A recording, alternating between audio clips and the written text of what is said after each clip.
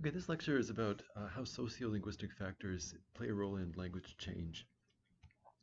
So we're going to talk about first, well, what is language change? Then how changes get started, how changes spread, and how people often think about changes. So first, what is the nature of language change? So it's a basic fact that every language, as long as it's a living language, is going to be changing.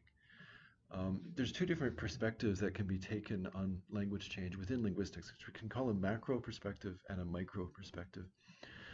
So the macro perspective is sort of taking the long view and looking at the ultimate outcome of that change. So for example, um, Latin T between two vowels became T in Italian, but became D in Portuguese and in Spanish and was deleted in French.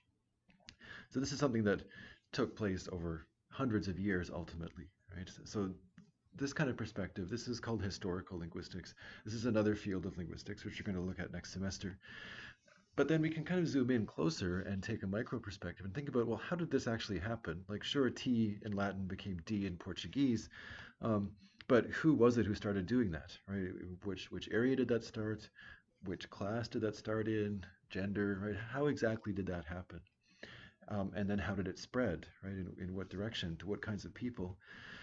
What were people's attitudes, right? Did people say anything about this? Was this regarded as a bad thing or whatever? And these questions really are, these are not really historical linguistic questions. These are sociolinguistic questions. Okay. And the reason why I want to ask these questions is because the reason why, so it's a fact that language has changed, and the main reason why it boils down to sociolinguistic factors. So what we saw last class is that typically when we have different variants, different ways of pronouncing something, for example, they're doing different kinds of sociolinguistic work. Right? They're marking, usually marking identity.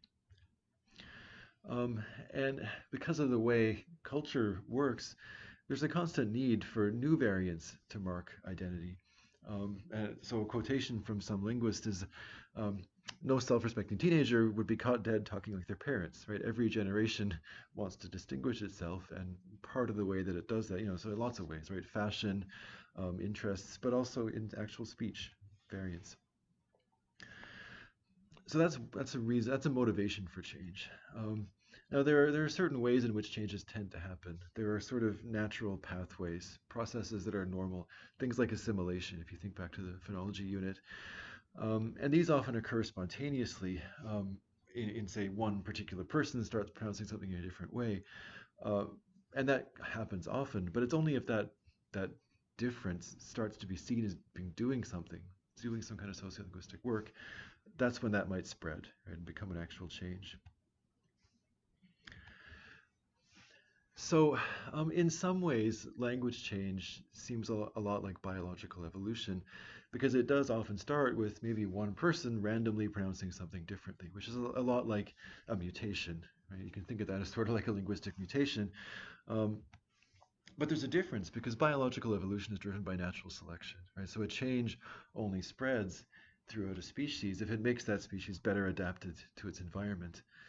So, for example, humans developed bigger brains, and that wasn't just random, right? They kept getting bigger and bigger because, well, the bigger it was, the more of an advantage that we got over other primates.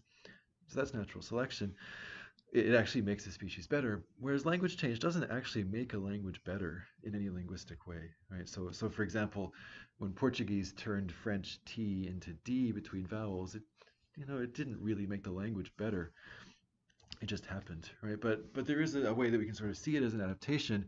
If a certain way of pronouncing something comes to be seen as better in society, and then if you adopt that way of pronouncing it, well, then you're pronouncing your language in a way that's considered better. Okay, so it's sort of not an adaptation that makes a language better, but just an adaptation to what is currently the in way to speak.